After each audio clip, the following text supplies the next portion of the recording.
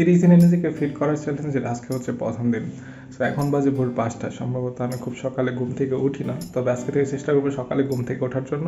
কারণ সকালে উঠে আমি যদি হালকা কার্ডিও বা জগিং করতে পারি, এটা কিন্তু আমার স্বাস্থ্যের জন্য খুবই ভালো হবে এবং ফ্যাট বার্নের জন্য কিন্তু খুব ভালো হবে। সো ঘুম থেকে উঠে ফ্রেশ হয়ে নিয়েছি, আর এখন আমি একটু লেবু পানি পান করে নেব।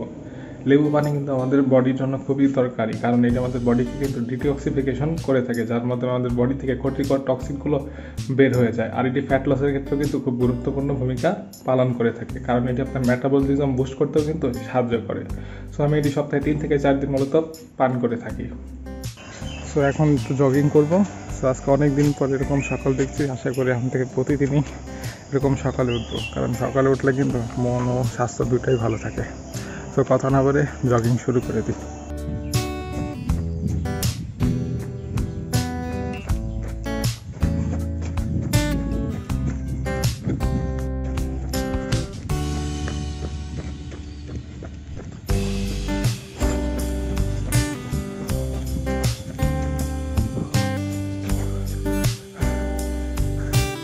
টানা 15 মিনিট রানিং শেষ করলাম।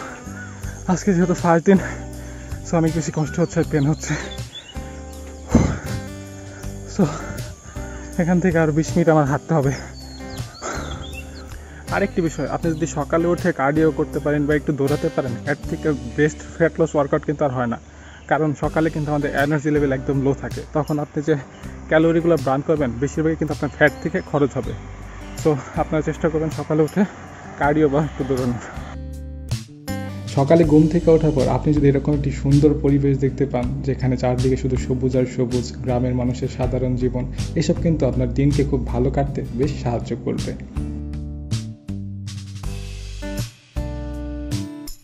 সকালে ব্যায়াম করার শেষে কিন্তু আমি হালকা পাতলা খাবারও খেয়ে নিয়েছি।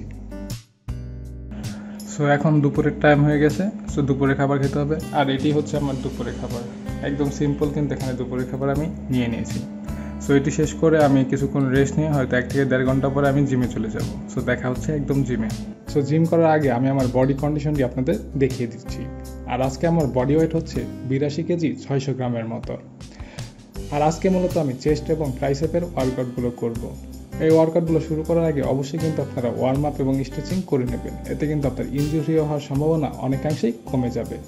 সো ট্রাইসেপ আর চেস্টের ওয়ার্কআউট শেষ করে কিন্তু আমি হালকা পাতলা অ্যাপসের ওয়ার্কআউট করে কিন্তু বাড়িতে চলে আসি।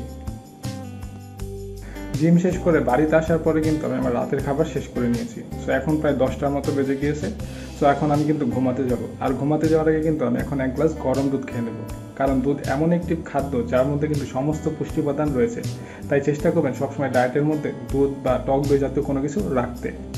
সো আজকে ছিল মূলত আমার 30 দিনে নিজেকে ফিট করার চ্যালেঞ্জের প্রথম দিন।